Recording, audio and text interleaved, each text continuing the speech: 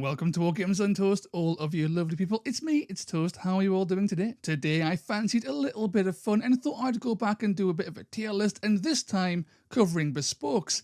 And you might be saying, but Toast, you did a bespoke warband a few months back. Why are you doing it again? Because this time there's a little bit of a twist. The last time I did a tier list, I covered every single bespoke warband Games Workshop I've ever produced.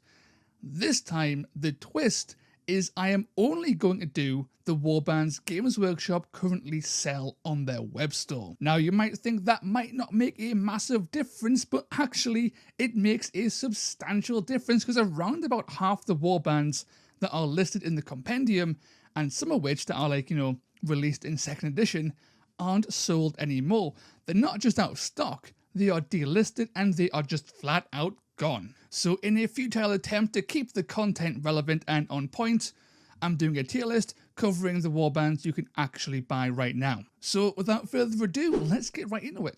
So we are back on the tier list maker, and I have all the warbands currently sold by Games Workshop, and the eagle-eyed amongst you will have noticed that once again I have forgotten to put the Quest or Soulsworn on here. Worry not, the Quest or Soulsworn are still sold, they are still going to be involved. But apparently they're just not on my selection of images because I keep on forgetting to do it and I refuse to change now. It's been like 5 tier lists.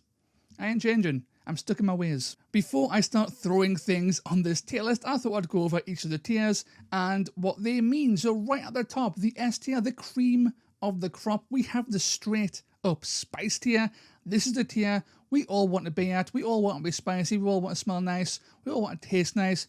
And so do warbands. This is the top of the chart. Below that we have the actually cake tier. This is our A tier equivalent and it's tasty, it's a little bit cheeky, it's a little bit naughty, and if you've got diabetes you probably shouldn't have any. Onto the B tier we have the boulangerie bloomer, our C tier is a steel croissant, and of course down in D tier we have the legendary, the mouldy damper. And finally I am ranking all of these warbands not based on themselves, not competing against each other, they're competing against WARCRY as a whole, so the compendium thing. So this is a fully competitive, kind of made up tier list that we're doing today, as is usually the case. We're going to start with the Skirk True Blades, and these guys, I'm sorry to say, these guys are a mouldy damper. They have very little going for them, they have no actual abilities, they're incredibly bland, and their models are too expensive, they don't quite do enough, and they're a little bit too squishy. They're a really cool model, the Curse Blood isn't all that good. I mean, that's really it. They've got a pretty cool leader in the Eskurgan Exemplar, but let's be honest here, even as an ally, the Eskurgan Exemplar has fallen off a cliff. People just take the cheaper wielder of the blade, and there's good reason for that. The wielder of the blade might do less damage, but it's also substantially faster, has access to charge, has access to nets, has access to resurrections, yada yada yada yada. So even with their one good thing, it's not really worth considering. Going on to the Tyratic cohort, these are the guys with that rather wonderful bone centaur, a whole bunch of beasts, a bunch of really fun abilities, and the most unique use of wild dice that the game has ever seen. And frankly, they're not that good. Their gimmick is a little bit too expensive across the board to make it really that good to rely on, and there's a lot of restrictions and some really weird pointing that makes them very difficult to bring. However, they are very interesting thanks to the inclusion of their new battle trait, which allows them to deploy in some of the most horrendous ways imaginable, and it lets them alpha strike, take treasures, do all kinds of little things really sneakily that you might not expect, and it really has elevated them to like the next level of play. Now previously I believe I plonked these guys in the mouldy dampers because they just weren't good enough.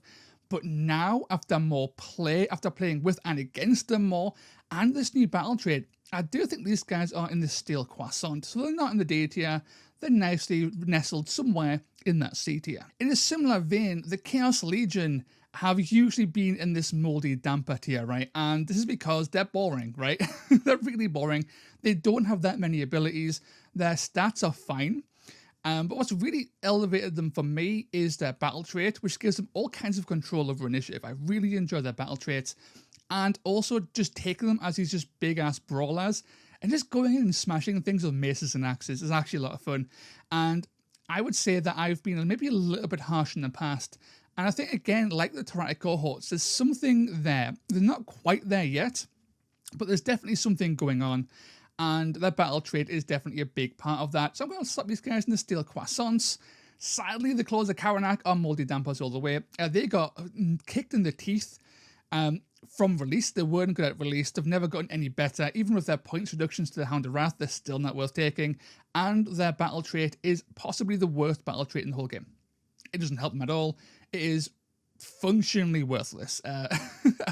So these guys are definitely in this moldy damper tier, which is sad because then with these Kick and Chew blades, they made up a whole double release set for WARCRY. And they're both crap, and they've both been crap since inception, sadly, which is just how it is. Now, the Vulcan Flameseekers. I really like the Vulcan Flameseekers. If you've been around for a while on my channel or have been kicking around the WARCRY Discord long enough, you know that I am quite possibly the biggest fan of the Flameseekers on Earth, and I've probably played more games than anyone else as well when it comes to the Flameseekers. I've played so many games, it's not even funny.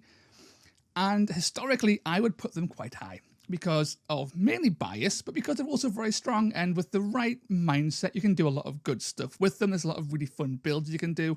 A whole bunch of models that aren't viable necessarily become viable when they're in the Vulcan Flameseekers, right? Sadly, the meta has gotten a little bit too killy, and the mid-range where these guys operate in is a bit of a struggle for them, right? They're a little bit too squishy, and the damage is a little bit too high on a lot of models now, and they're struggling to keep up from my experience. You might have a different experience there.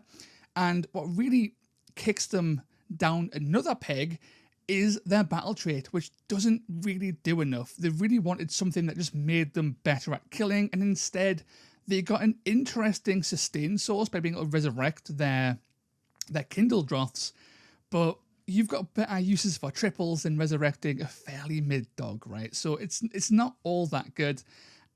So instead of straight up spicing these guys, which would be my innate reaction, going a little bit less biased, I do think the Flameseekers should be actually cake. And I think this is also backed up fairly substantially by tournament results. Flameseekers don't often win tournaments and events, but they always place pretty darn high. They're always pretty darn effective because they are good.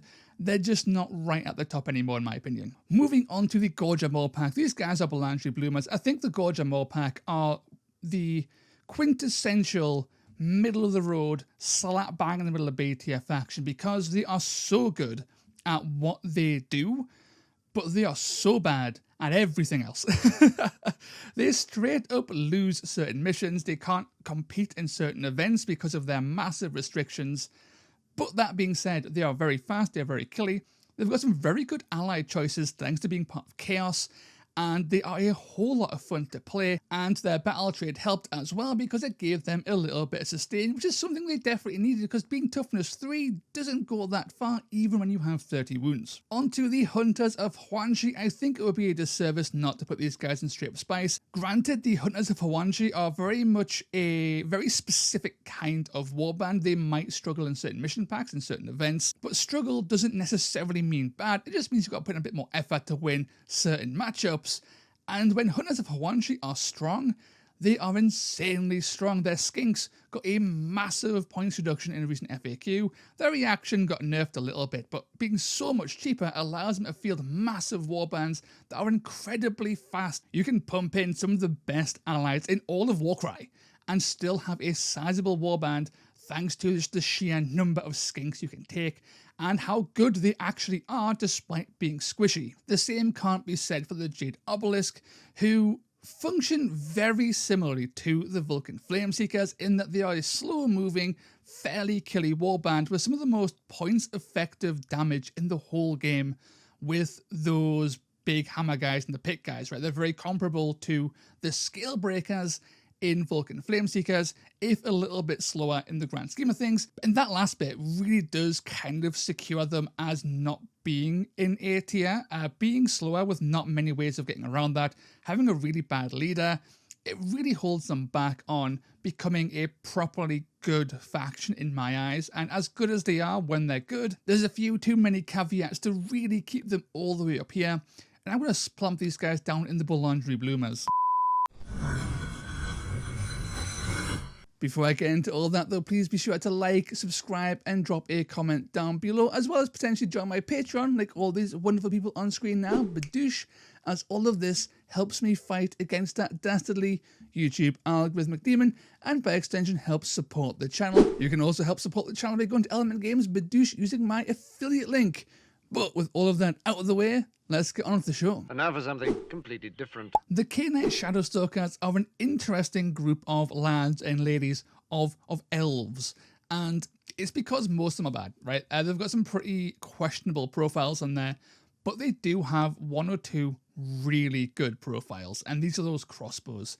There's very few warbands in WARCRY that can field quite as many high volume of attack, minimum range 0, like range attacks than these guys. There is one, we'll get them in a little bit, but very few can do that, and none of them are as fast as the K-Knights, and they also have some really strong abilities in their kit as well that makes them a real challenge. Now, the only downside to them is that that's really the only way you can run the K-Knights. They're a little bit naff. Their battle trait didn't really help them all that much, but there's definitely potential. I still haven't seen them do fantastically on the tabletop. I've faced them a few times and I haven't had too much trouble with them, but I have heard other people say they're an absolute nightmare. So I'm against actually caking these guys at the minute. I'll definitely put them in Bellandry Bloomer though for now, with potential to move up if more people pick them up. Next up, we have the Monster Killers, and where the Vulcan Flameseekers started in S tier and kind of moved down to A tier into the actually cake tier, I think that the Monster Killers retain their S tier status because they just do so much damage. They have some of the best damage abilities in the entire game. They've got the benefit of having a fantastic leader. Every single model in Monster Killers is fantastic. They've got a really good chaff piece. They've got range damage, melee damage. They're everywhere at all times, and they are in destruction, and this automatically makes them kind of fantastic because destruction has all the best allies, and you can take a whole bunch of them because you have cheap chaff to offset that, but you don't need to because the actual warband by itself is really strong and a lot of fun to play. Highly recommended. One of my favourite warbands in all of WARCRY right now. On to the Pyregeists. Pyregeists would likely land in the Moldy Damper tier on most tier lists, and frankly, on my tier list, they would likely deserve to be there too. However, I do think they're one of these warbands that are highly underrated, and they're not as bad as people, myself included, may have said before. Now, when I say that, I don't mean they're up here.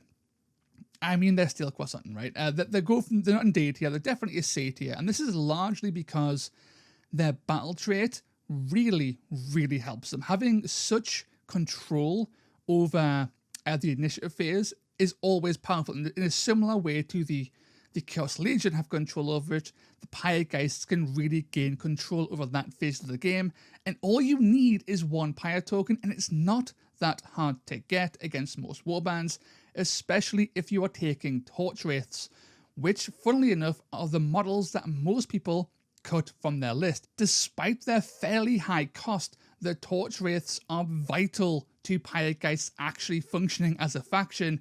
You need at least one, possibly two. Some people take the full 3. That might be a bit crazy. But that being said, having some Torch Wraiths really makes the Pyregeist sing, get those Pyre tokens down, get that wild dice generating, and it's just a good time. There are a few little choice points changes away from moving up again as well. They have some really good stat lines in there. They're just a little bit overcosted. If that gets fixed, Pyregeists could actually become a serious contender, even though they don't have a faction reaction, which is kind of weird. Now, I'm going to wear my bias on my sleeve. Once again, I've tried to keep my bias intact with the Flameseekers, but the Riverblades are Moldy Dampers all the way. I don't like Riverblades. I didn't like them at launch. My video was fairly negative. I didn't like them then. I don't like them now. And you can argue that they can probably be up here and still croissant because they have cheap chaff and a fairly powerful leader, allowing you to take the power of Order allies to elevate them. And that is a fair argument. I don't care though. These guys are dreadful. To me, they are a blight, a plague upon WARCRY, and they will be here forevermore because they just don't do anything, right? They are just so bad. They're so boring to play. They have like 3 models in the whole warband. Why? They couldn't have had a 4th, a cool water dog. You know, they had a period of time where dogs were in every warband. Where's their dog? They don't have one. They're crap. Moldy damper, never changing. Moving away from the negatives of the Riverblade still, let's go on to the Rottmeyer Creed, and these guys are another Belandria Bloomer. I like the Rottmeyer Creed a lot. They've got a lot going for them in faction, a lot of durability, a lot of damage, support, really good chaff, and some fairly interesting combos that they can pull off that no other warband can really do. So I think the Belandria Bloomer is where they belong. As per usual, I am going to preface this, the Royal Beast Flayers with, these guys are incredibly hard to play. No warband in WARCRY really plays like the Royal Beast Flayers, and if you go into them trying to play them like anything else in WARCRY, you're probably going to have a bad time. It took a long time for people to even recognize that Royal Beast Flayers were a serious contender, a real threat. And recently they've been dominating tournaments thanks to this unique playstyle. They are a lot of fun. If you want a challenge, give these guys a go. Second to last, we have the Twist Wield, and I think these guys are another stale croissant.